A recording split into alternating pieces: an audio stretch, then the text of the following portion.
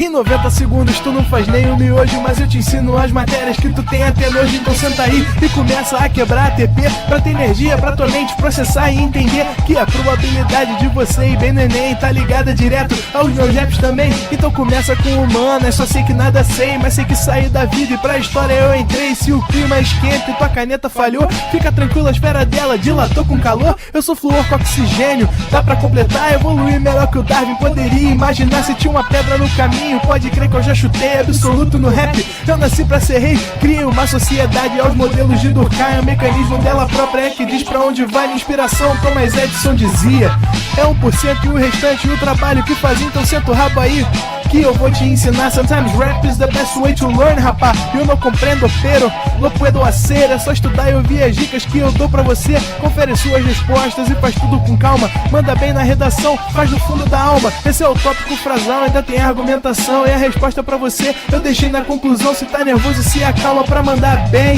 E se liga nos vídeos que eu te preparo pro Enem.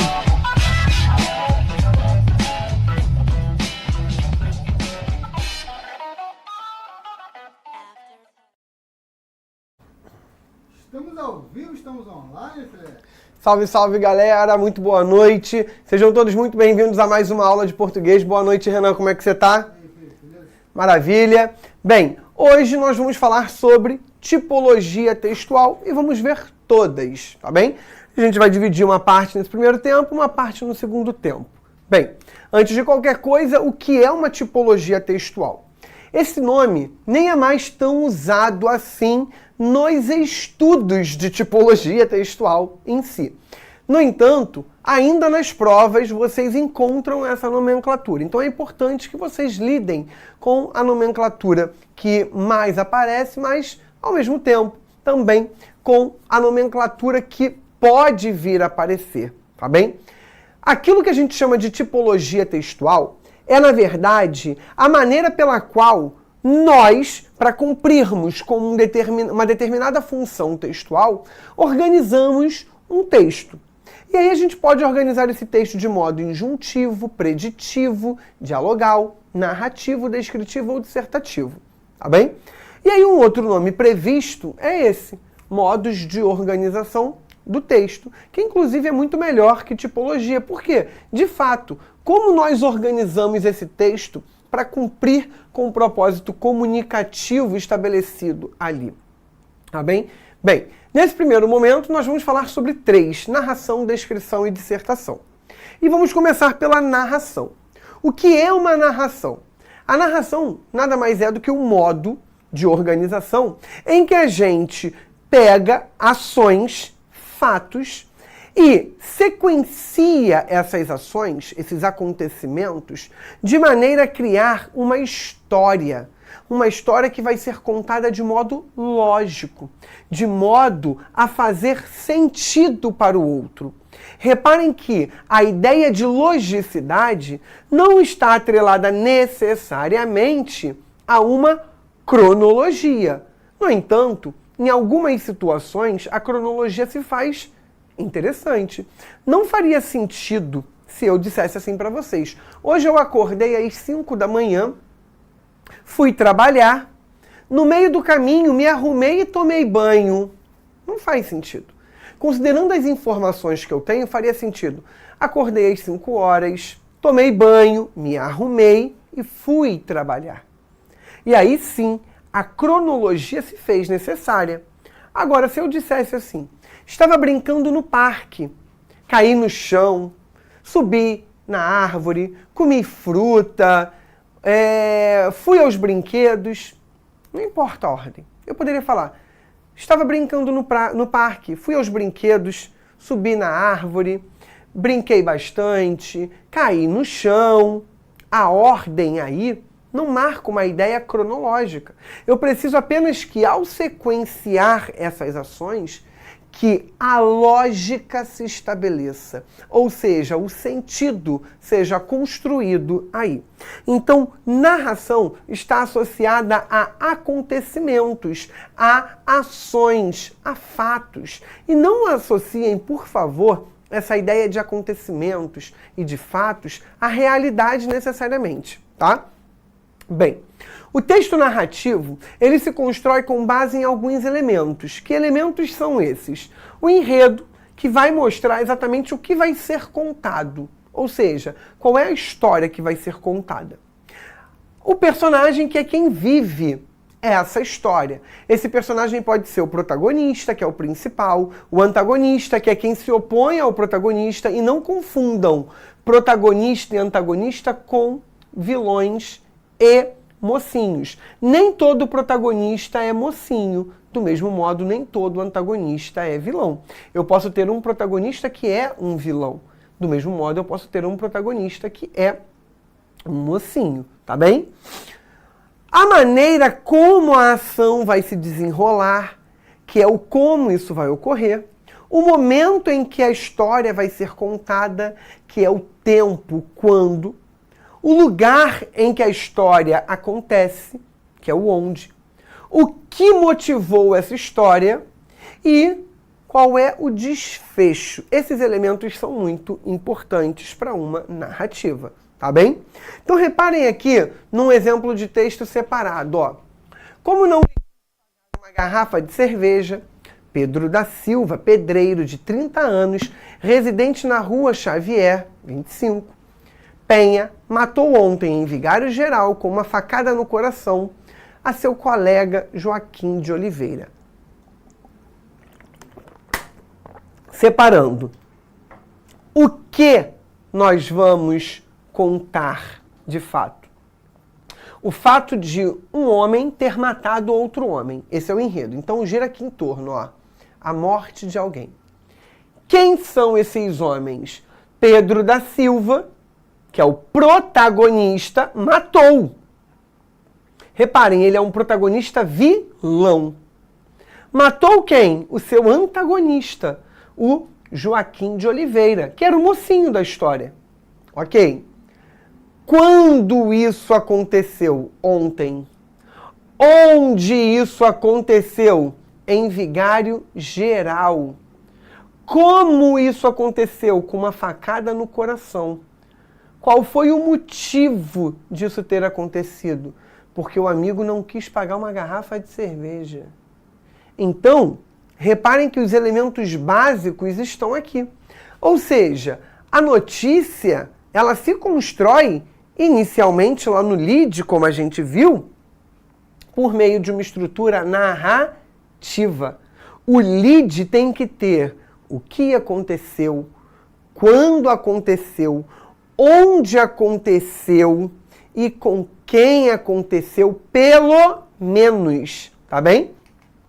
Bem, a estrutura da narrativa, do enredo da narrativa, se divide entre esses 5 elementos, dos quais esses 2 aqui podem se juntar.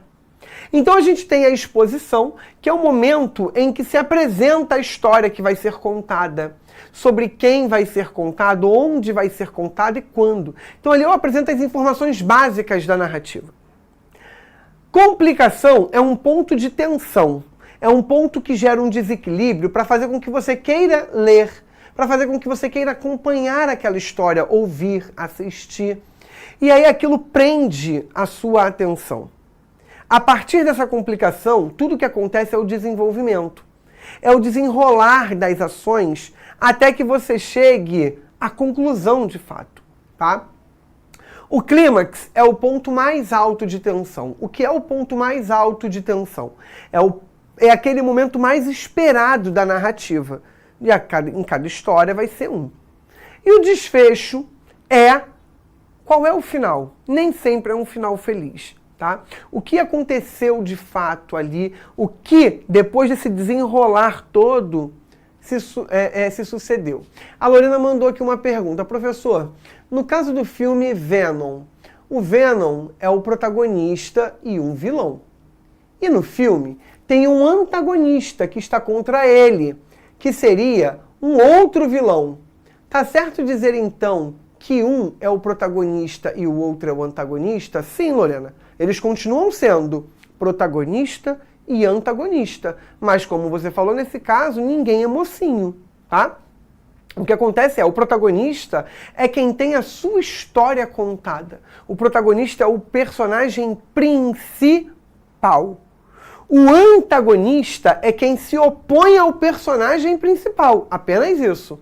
O antagonista não necessariamente é um vilão, mas pode ser. Do mesmo modo, o protagonista não necessariamente é um mocinho, mas pode ser. Ok? Bem, reparem aqui nessa historinha separada em partes. Ó. Um jovem homem da periferia casou-se com uma mulher mais velha da alta sociedade. Eles estavam apaixonados.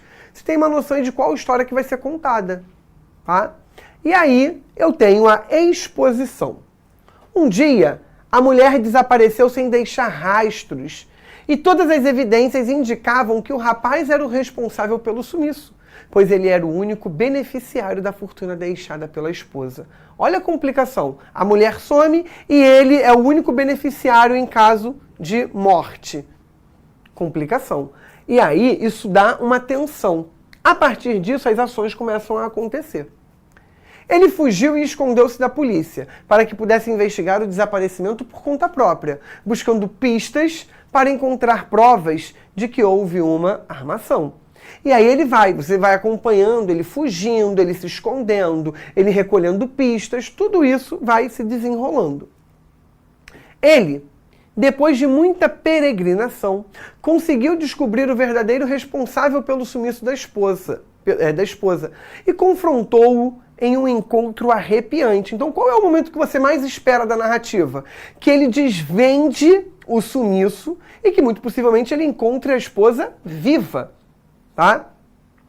O jovem conseguiu comprovar sua inocência e recuperar a mulher amada, que foi mantida em cativeiro. Então, repara, o desfecho é o que aconteceu depois que ele descobre quem é o verdadeiro criminoso, depois desse embate frente ao criminoso. Acontece que ele recupera a mulher, eles vão viver felizes para sempre e tal. Enfim, o desfecho é, de fato, o final da história que está sendo ali contada, ok? Bem, a narração tem uma característica muito primordial, que é o uso do verbo no pretérito. Por quê? A narrativa é contar uma história que já aconteceu. Então, quando eu faço referência às ações, essas ações se manifestam através do pretérito perfeito do indicativo. O pretérito perfeito do indicativo indica aquela ideia de ação feita, concluída, finalizada. Já, quando eu quiser descrever a cena, eu uso o pretérito imperfeito do indicativo. No entanto, é comum que nós encontremos, e a gente já falou sobre isso, em construções narrativas, o uso do presente. O que é o presente? É o que a gente chama de presente histórico. É aquele presente com o aspecto, com a referência ao passado. Qual é o intuito de usá-lo? É de mostrar para o leitor, para o ouvinte ou para o espectador que aquela ação está acontecendo como se ela estivesse acontecendo naquele momento. Então isso é uma estratégia de prender também a atenção desse interlocutor, tá bem? Reparem aqui, ó, um cão que carregava um pedaço de carne na boca enquanto atravessava um rio, viu seu reflexo na água.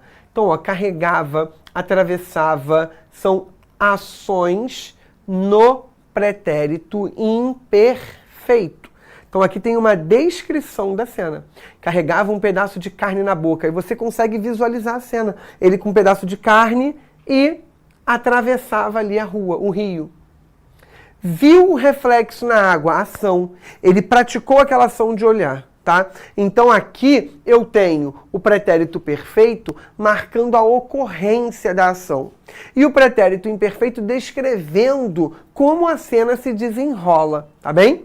Bom, terminada a narração, a gente vai falar da descrição. O que é descrever? Descrever nada mais é do que você construir para outra pessoa uma imagem com a qual você teve contato. Essa imagem é a imagem de algum ser. Um ser concreto ou um ser abstrato. Bem, essa imagem vai ser utilizada vai ser construída a partir da utilização de um elemento gramatical primordial. Qual é? O uso de adjetivo. Essa classe gramatical é a mais importante na descrição. Reparem aqui nesse exemplo, duas pessoas conversando pela internet, e aí a moça pergunta, como você é? E ele se descreve. Sou super bronzeado, uso cavanhaque e adoro uma balada underground. Ou seja, ele fez uma descrição dele, mas que não permite, de certa forma, que ela identifique de fato quem ele é, né? É aquela ideia de que por trás das redes sociais, as pessoas se escondem, as pessoas transmitem a informação que elas quiserem. Então, assim, houve uma época em que você conseguia conversar com as pessoas por eu nem sei se isso existe ainda, mas existia um bate-papo do UOL. Existe? Sabe se isso existe ainda, Renan? Não, né? Mas existia um bate-papo do UOL que substituía, de certa forma, essas redes sociais, né, Renan? Essas plataformas de namoro, porque lá você não conseguia botar foto nem nada. Você colocava um nome, poderia ser um apelido ou o seu nome, e aí você ia conversando com as pessoas através desse... Você só sabia aquele nome. Tinha gente que botava o seu nome e alguma característica. Então, sei lá, Moreno do Meyer, algo assim, né? Aí você, aqui é uma pessoa morena, vou conversar com essa pessoa. E aí as pessoas se descreviam, faziam isso aqui. Ou seja, criavam uma imagem e você às vezes ia encontrar e falava assim, nossa, não tem nada a ver e tal. Na verdade, é a maneira como a pessoa, né, é capaz de enxergar o que ela tem e o que ela de fato pode apresentar para tentar, dentro daquele universo, conquistar o outro. Então, isso é feito por meio da descrição. Hoje em dia, você tem lá fotos nesses aplicativos e as pessoas ficam se vendo, né? Então, você vê lá, gostou, curte, comenta, sei lá, compartilha, chama a pessoa para conversar, não gostou, ignora, enfim. Então, antes não tinha essa possibilidade. E aqui, lembra muito esse tipo de universo, beleza? Bem, então como eu falei com vocês, quais são os elementos da descrição? O mais básico de todos e o mais primordial, o mais importante é exatamente o uso do adjetivo, porque ele serve para caracterizar e para qualificar os seres, tá bem? Agora, eu também preciso nomear, e aí eu preciso identificar, então eu uso o substantivo. Por quê? A classe do adjetivo se liga ao substantivo. Em alguns casos, eu posso localizar esses elementos dentro de um espaço ou de um tempo. E aí eu uso advérbios. No entanto, lembrem-se, apesar de eu poder usar as três classes gramaticais que fazem referência ao nome, que são substantivo, advérbio e adjetivo, aqui não pode faltar de jeito nenhum é a classe dos adjetivos, tá bem? Bom, existem duas formas de nós criarmos uma descrição. Nós podemos criar uma descrição de modo objetiva e podemos criar uma descrição de modo subjetivo. Então, qual é a diferença? A ideia é muito básica. A descrição objetiva, eu eu a descrição e todo mundo que ouviu, que teve contato com essa descrição, ao observar o ser que eu descrevi, vai enxergar aquilo. É a descrição que a gente chama de real. As coisas estão ali. Então eu faço uma descrição sem me colocar, sem colocar os meus sentimentos, a minha visão particular. Aqui eu vou ter uma tendência a fazer descrição de substantivos concretos. Tá bem? Seguindo o sentido real. Então, por exemplo, olhos azuis, cabelos enrolados, ruivos, curtos. Todo mundo vai olhar para aquela pessoa e vai ver naquela pessoa que o cabelo dela é enrolado, é ruivo e é curto. Que os olhos são verdes, azuis, enfim. É a descrição real. Já a descrição subjetiva, ela parte do pressuposto de um envolvimento emocional. Ou seja, é a maneira como eu enxergo aquele ser. E aí é a visão pessoal, é a visão particular. Então repara, quando eu digo assim, tem um cabelo reluzente, lindo, impecável, isso quem acha sou eu. Uma outra pessoa pode olhar para esse mesmo ser e falar assim, não vejo nada de reluzente. Eu acho horroroso, inclusive. Tá cheio de ponta dupla, não tem nada de impecável. Ou seja, é uma visão particular. E geralmente, para esse tipo de descrição, a gente tem uma tendência a usar mais adjetivos. Por quê? Porque é uma ideia mais vaga do ser que a gente está descrevendo. E aí a gente costuma fazer isso em relação aos substantivos abstratos, porque o sentido recai na conotação, não é o sentido real, tá bem? Então reparem aqui, é um exemplo que tem descrição objetiva de uma música muito conhecida de Eduardo Araújo, né, o Bom. Ele diz assim, ó, meu carro é vermelho. Você vai olhar para o carro dele, você vai ver que é vermelho, acabou. Não uso espelho para me pentear, botinha sem meia e só na areia eu sei trabalhar. Cabelo na testa, sou o dono da festa, pertenço aos 10 mais. Se você quiser experimentar, eu sei que vai gostar. Então olha só, cabelo na testa. Você vai olhar para ele, você vai ver o cabelo na testa. Botinha sem meia, você vai olhar para ele, você vai ver que ele usa a bota sem meia. Ele fez descrições objetivas. Ele fez uma descrição que você vai olhar e vai enxergar tudo isso que ele fez. Tá? Agora, Garota de Ipanema, com a descrição subjetiva. A gente não consegue criar uma imagem única, idêntica, ou seja, não é todo mundo que vai enxergar a Garota de Ipanema da mesma maneira. Olha que coisa mais linda, mais cheia de graça, é ela a menina que vem e que passa, num doce balanço a caminho do mar. O que é o doce balanço a caminho do mar? O que é um doce balanço para mim não é necessariamente um doce balanço para você. Moça do corpo dourado do sol de Ipanema. O que é um corpo dourado?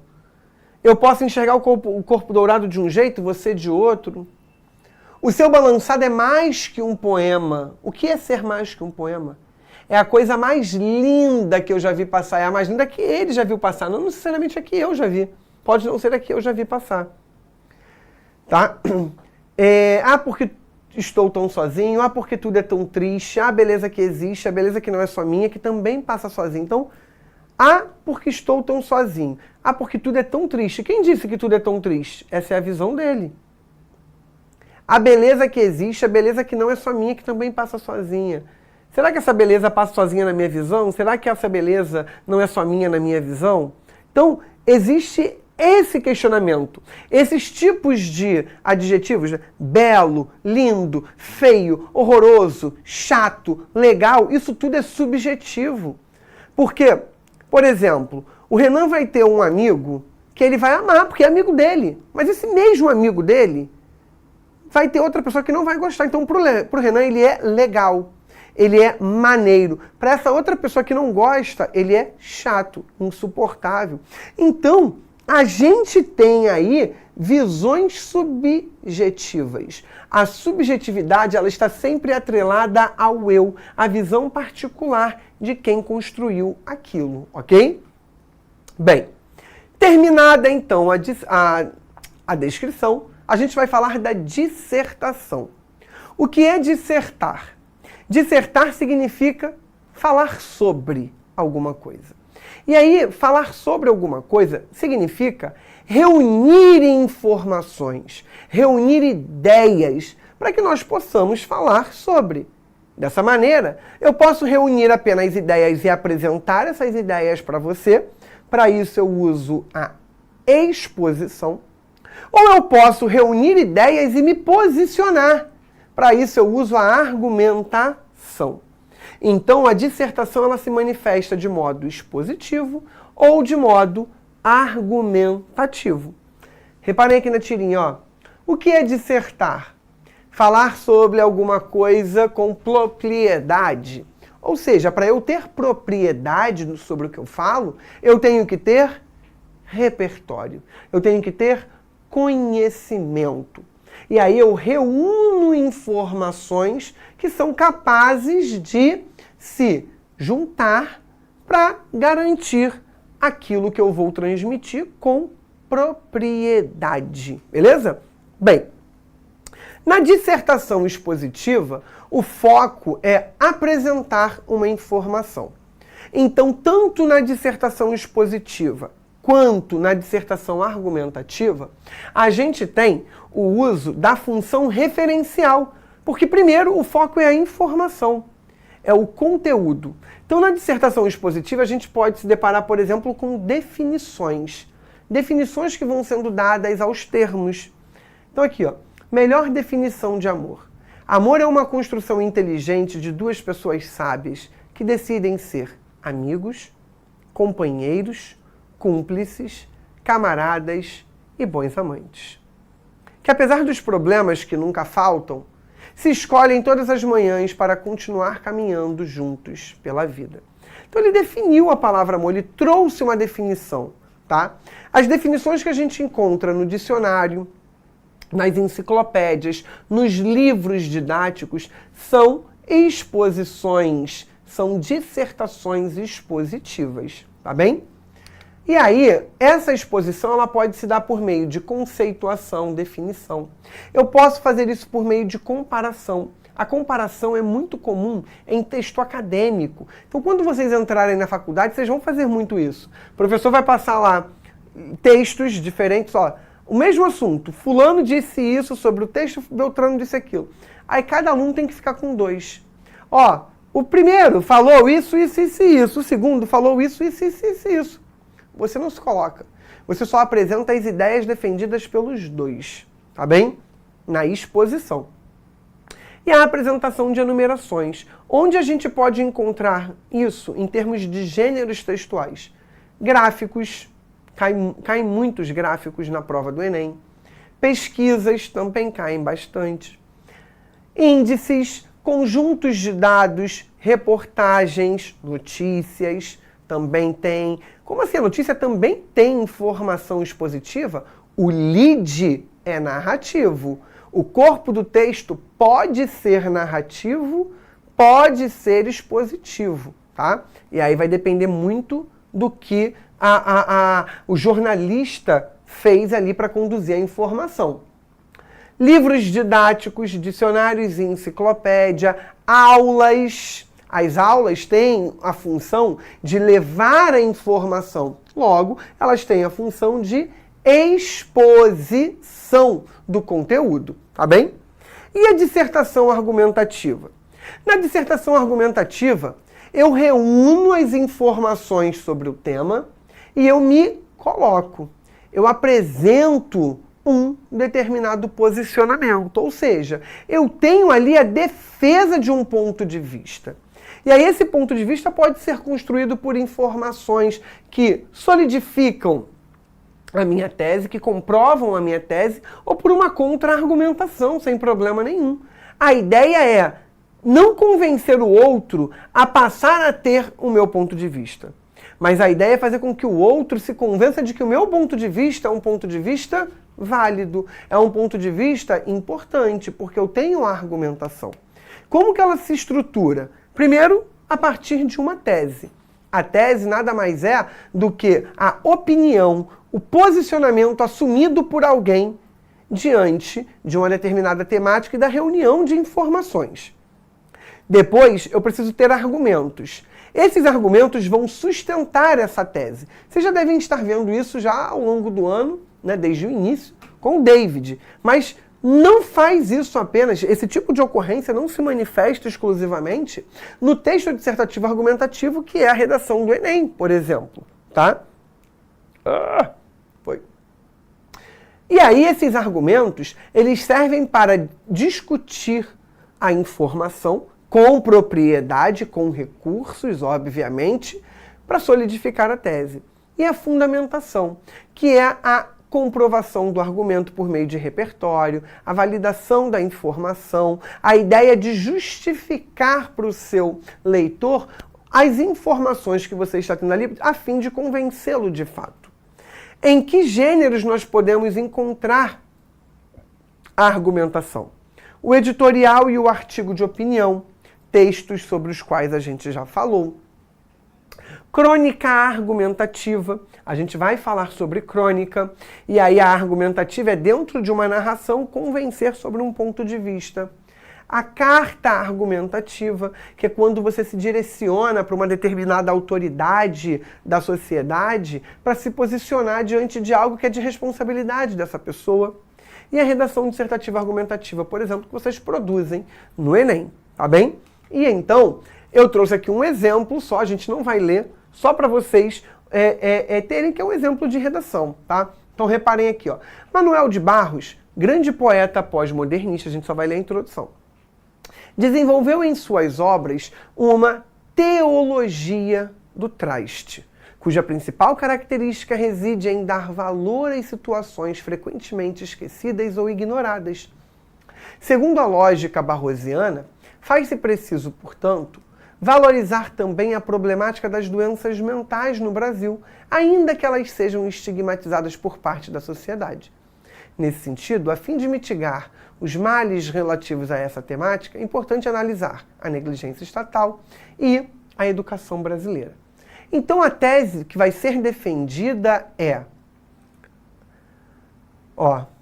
preciso, portanto, valorizar a problemática das doenças mentais no Brasil, ainda que elas sejam estigmatizadas por parte da sociedade. Ou seja, a gente precisa dar uma devida valorização para essas questões, mesmo que elas sofram preconceito. Que argumentos vão ser discutidos ao longo do texto para sustentar isso? A ideia da negligência estatal e a educação brasileira. Então, primordialmente é necessário destacar a forma como parte do Estado costuma lidar com a saúde mental no Brasil.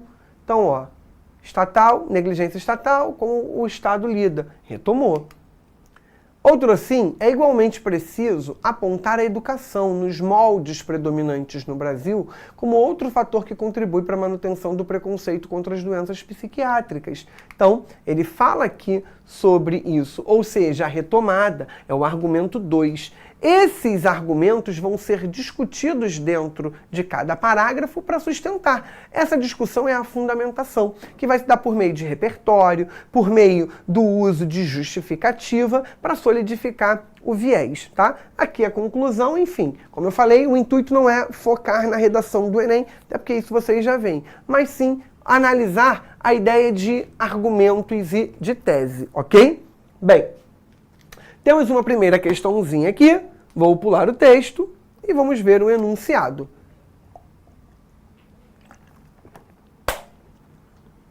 Bem, entre os elementos constitutivos dos gêneros está a sua própria estrutura composicional, que pode apresentar um ou mais tipos textuais. Olha como costuma aparecer na prova. Considerando-se o objetivo do autor. Nesse fragmento, a sequência textual que caracteriza o gênero conto é a expositiva, injuntiva, descritiva, argumentativa ou narrativa.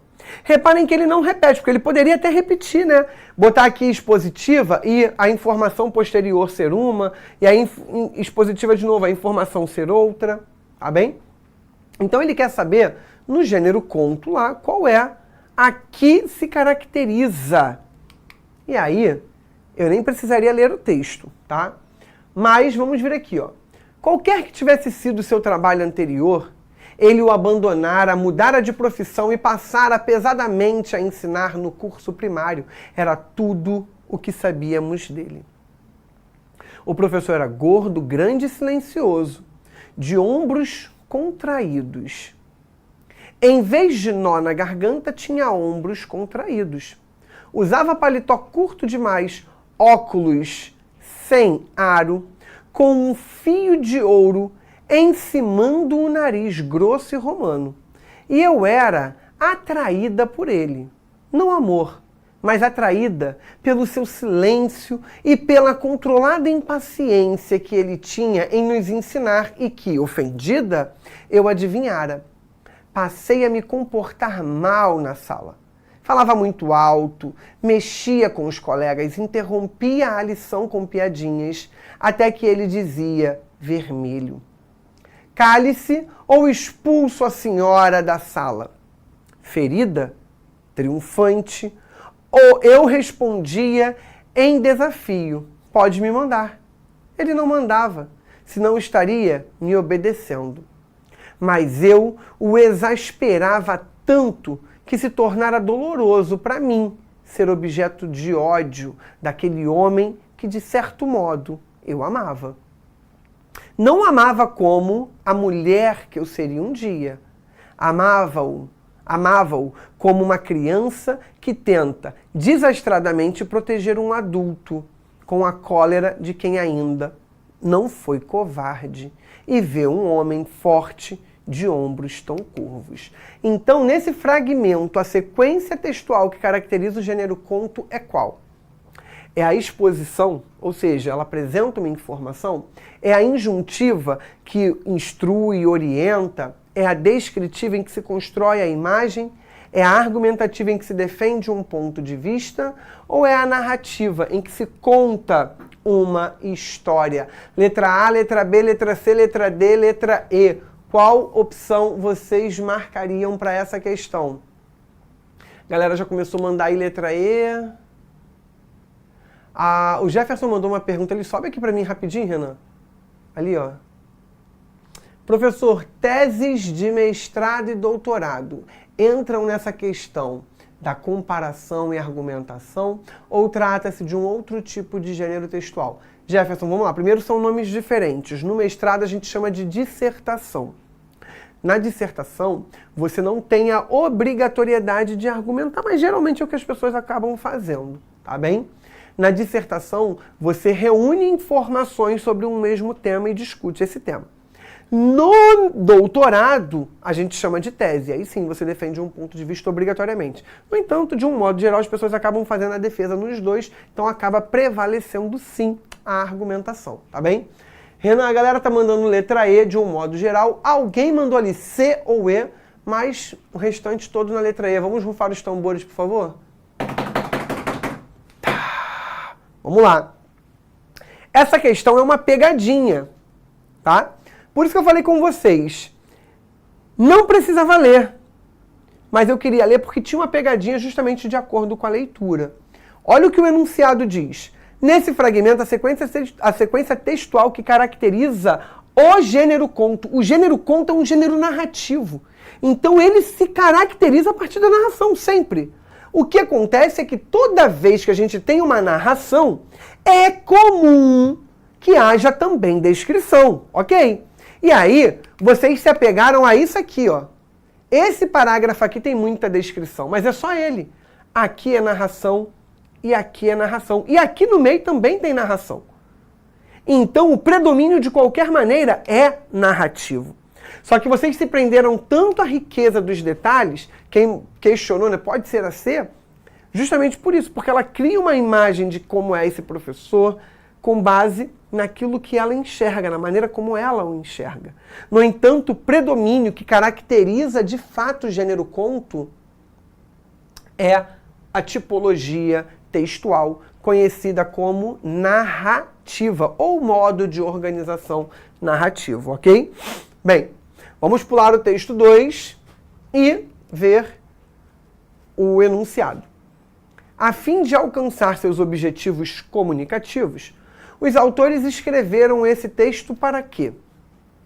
Para apresentar informações e comentários sobre o livro, para noticiar as descobertas científicas oriundas da pesquisa, para defender as práticas sustentáveis de manejo da madeira, para ensinar formas de combate à exploração ilegal de madeira ou para demonstrar a importância de parcerias para a realização da pesquisa.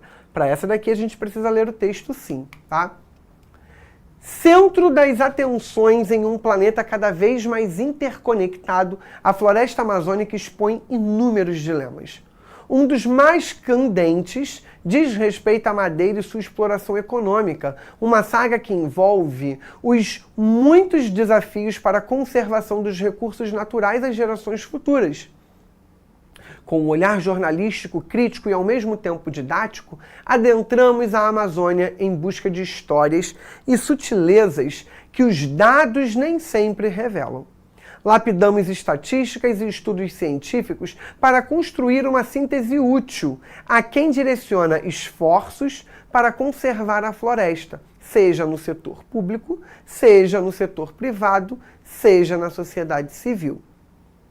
Guiada como uma reportagem rica em informações ilustradas, a obra Madeira de Ponta a Ponta revela a diversidade de fraudes na cadeia de produção, transporte e comercialização de madeira, bem como as iniciativas de boas práticas que se disseminam e trazem esperança rumo a um modelo de convivência entre desenvolvimento e manutenção da floresta. Qual gabarito vocês marcariam para essa questão, considerando qual foi o objetivo de escrever esse texto para alcançar o propósito comunicativo? Foi apresentar informações e comentários sobre um livro, foi noticiar as descobertas científicas oriundas de uma pesquisa, foi defender as práticas sustentáveis de manejo da madeira, foi ensinar formas de combate à exploração ilegal de madeira ou foi demonstrar a importância de parcerias para a realização de uma pesquisa? O que vocês marcariam? Letra A, letra B, letra C, letra D ou letra E? A galera já começou a mandar aí letra A. Uma pessoa mandou letra D. Desse lado aqui, letra A também.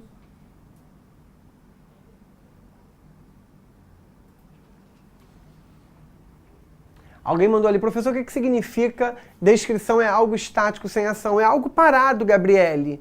Estático é parado, sem ação, porque não tem ação. A ação é da narração, tá? Bem, a galera tá mandando letra A. Renan, vamos rufar os tambores, por favor? Vamos lá. Apresentar informações e comentários sobre o livro. Eles falam que entram, né? Mas olha só. Guiada como uma reportagem rica em informações ilustradas, a obra Madeira de Ponta a Ponta revela a diversidade de fraudes. Então tudo isso daqui fala sobre a obra e aqui ele diz que tudo isso é sobre a obra. Então ele está fazendo um comentário sobre um livro. Ele fez uma certa apresentação para chamar a atenção do que o livro aborda, o que espera por você ao ter contato com aquele livro. Portanto, letra A. Ensinar formas de combate à exploração. Ele não ensinou nenhuma forma, ele não disse, ó, faz isso que vai combater a exploração ilegal. Pode até ser que no livro tenha, mas no texto, e a gente está falando desse texto, o texto não tem. E aí mandaram letra E também. Demonstrar a importância de parcerias para a realização da pesquisa. Ali não é uma pesquisa. Ele fala que vai em busca de informações para além do que as pesquisas mostram, porque as pesquisas não mostram tudo. Então, às vezes, as pesquisas maquiam algumas informações e eles foram lá para adentrarem, para entenderem melhor esse universo. Beleza? Vem comigo aqui no quadro rapidinho. Se tiver ficado alguma dúvida sobre esse primeiro momento, né? Isso também surgir na próxima, corre lá no meu Instagram, @FelipeMorasProf, mande a sua dúvida, que na primeira oportunidade terei maior prazer em poder ajudá-los. Daqui a pouquinho a gente volta para continuar falando sobre os outros modos de organização ou sobre as outras tipologias, beleza? Beijos, galera, até daqui a pouco. Valeu, tchau, tchau. Valeu, Renan. Assista nossas aulas a hora que você quiser. Vem com o Pro, o cursinho online que mais aprova no Enem. Assine em proenem.com.br.